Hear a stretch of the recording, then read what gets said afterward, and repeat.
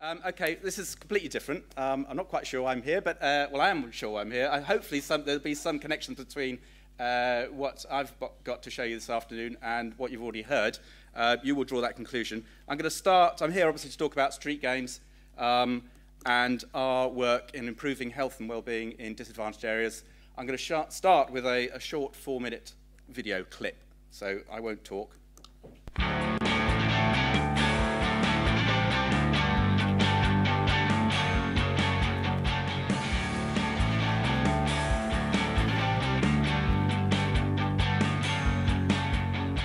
Street Games specifically targets young people living and growing up in disadvantaged areas.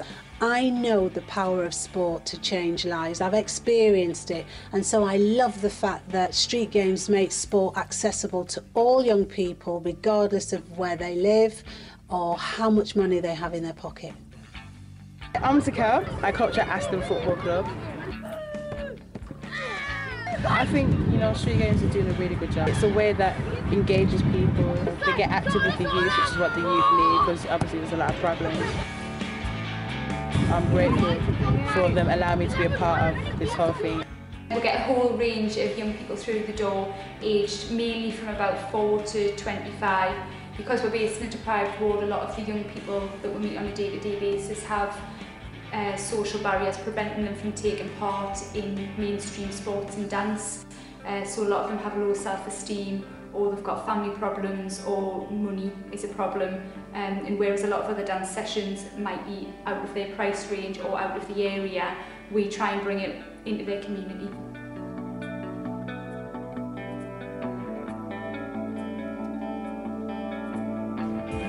Coaching kids to get off the streets, so it's free sessions for them. It's on normally 5 till 7, and it's just to keep them off the streets, and rather than hanging around on the streets getting up to mischief. Amazing. Keeps us out. It's more energetic. If it weren't for this activity after school, then we'd probably be over the park and in the cold and not much to do, just dashing on the streets. So yeah, it's fit and healthy, and it's free.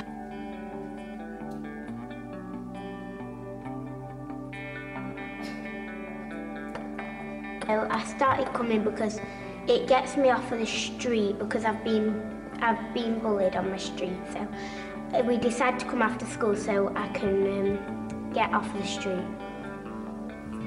My name's Jim. My daughter attends Street Cheer, and it's an outlet for her. It's an opportunity for them to, get themselves off the street and keep themselves out of trouble. And she just absolutely adores it, and gets on with everyone that she comes to see. I'd just like to say thank you for all you've done for my daughter.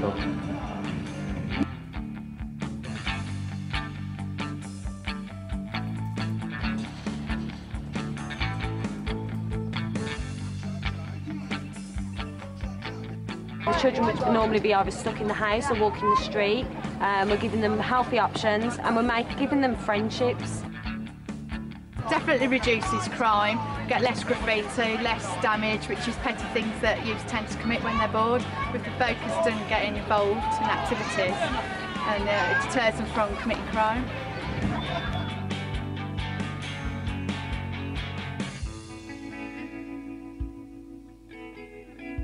My name's Tom Howarth, and I'm a project coordinator / community sports coach for Pendle Leisure Trust's Sports Development Unit. Tonight we've got the ARSE Club going on in the Sports Hall, which stands for Inclusive Club of Exercise. It's for young disabled people and also for their able-bodied siblings.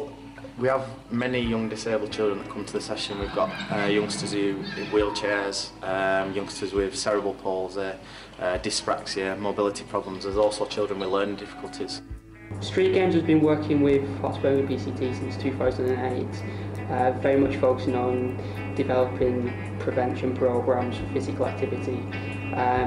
They do a lot of work around engaging local communities within the heart of Birmingham to try and improve people's access to physical activity, and also try different forms of activity. Taking part in sport and physical activity, then there's a health consequence within there. If you look at inactivity, it's one of the main risk factors associated with obesity and childhood obesity. Coupled with that and the risk of obesity and its associated risk factors with various conditions like cardiovascular disease, diabetes, high blood pressure, even some forms of cancers, then if we can keep the children active and in play and taking part in regular physical activity, this makes quite a big difference and helps them to maintain a lot healthier lifestyle and live for a lot longer. Okay, there is more. Go to the website if you want to see the whole film, but I'll stop there. Our belief is that taking part in physical activity is a universal right. Everybody should be able to do it. It should be easy, accessible, fun for everybody. Vernon mentioned Michael Marmot's report, and those of you familiar with that will may be familiar with the phrase that he coined about, if I get this right, proportionate universalism, I believe is the phrase he used, which is how to tackle the gradient of inequalities that exist across the board in lots of different areas. In our context, it's in relation to physical activity.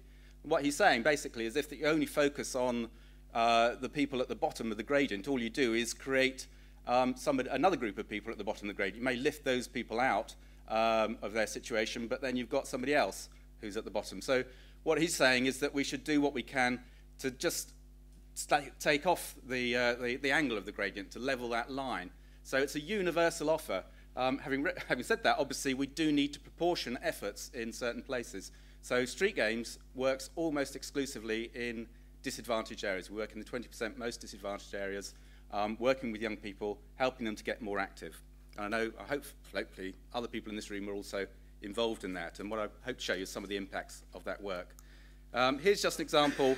Sorry if some of that's a bit small, but basically what this is showing you is that young people and adults as well in families on low incomes, represented by the green graphs in this diagram, are pretty much half as likely across the board to be involved in any kind of sport, physical activity as those in better off or higher income families.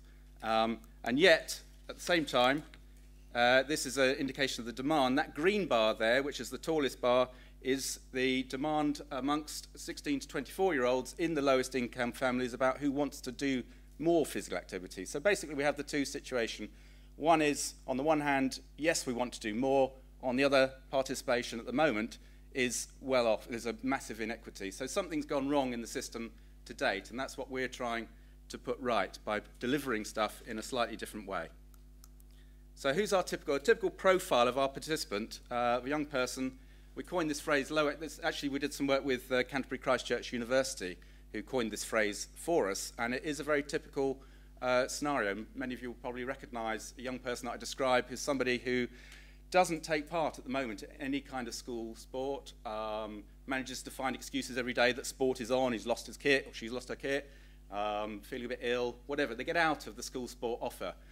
They don't take part in teams, they don't take part in clubs because they're not in the right places, it's not for them.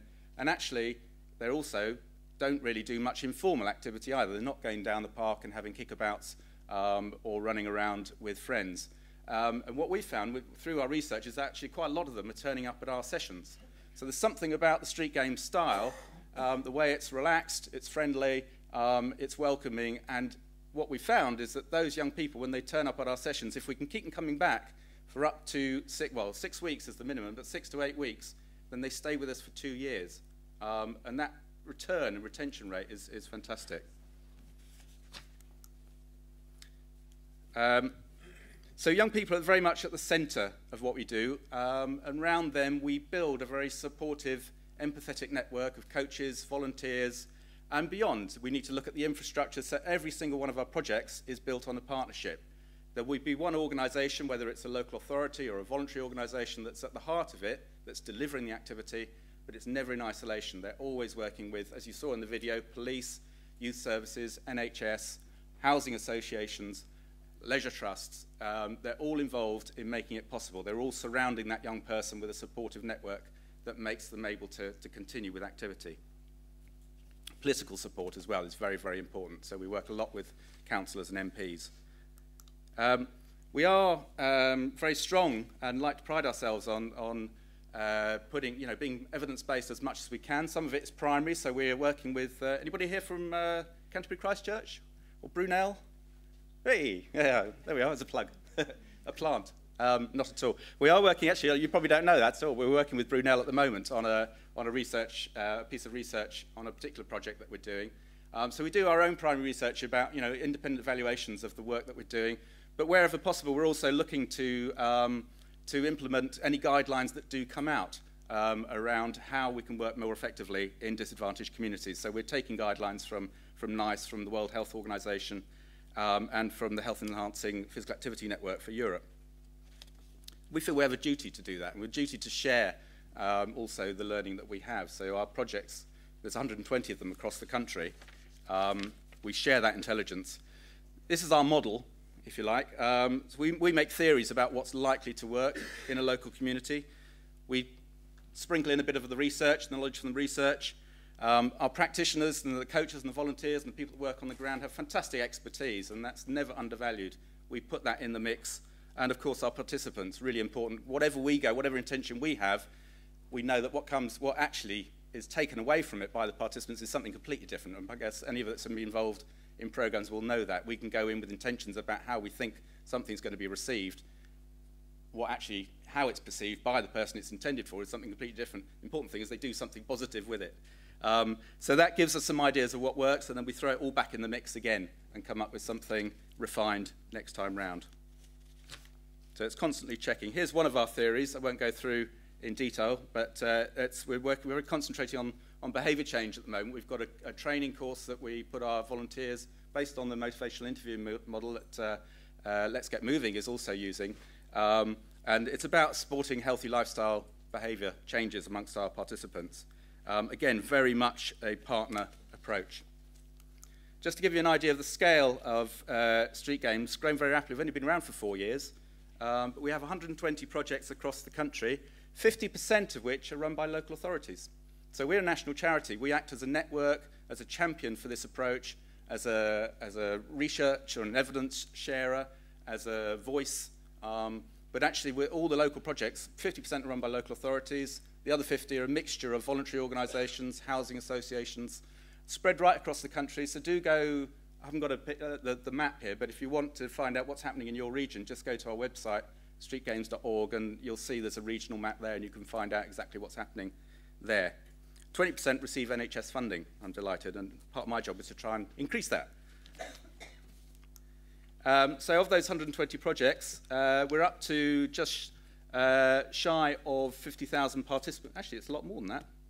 Strange, that's an old slide. Sorry, we're way over that now. But the attendances are just short of 2 million now. And what you'll notice there, which is quite interesting, big difference, big jump from year 3 to year 4.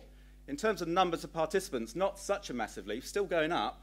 But what that actually means is that more of the same participants are coming back on a much more regular basis. So that's been the impact of our work on retention and behaviour change, getting them to come back. Easy to get young people to come up once or twice or 3 times to a session.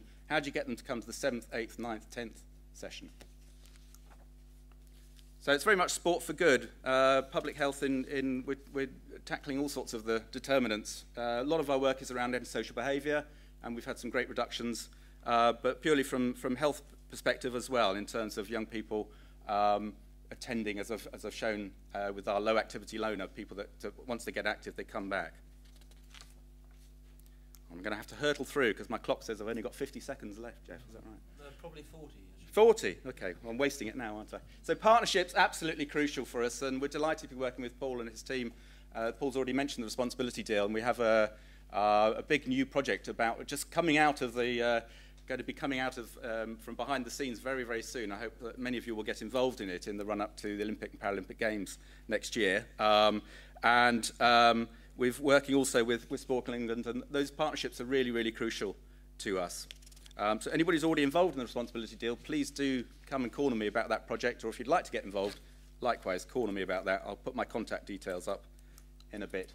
Last slides. So I'm not going to, that's grandmothers and sucking eggs, so I'm not going to read through those because that's kind of probably familiar territory for you. Our mission is not to take over the world. We're not saying Street Games is the only way to do this. In fact, we believe that if the world shouldn't actually need us, if we do our job correctly, then there will be no need for specific targeted, tailored programs in disadvantaged communities around physical activity, because the mainstream will be doing it themselves and will have had a part in helping them to do that. That's our mission, not to exist. That's where we're trying. So if you if you want to join that journey, come on that journey with us, please do. I was going to tell you a little case study, but I won't because I've run out of time. But I will put up my contact details. Thank you very much for listening. Thank you very much.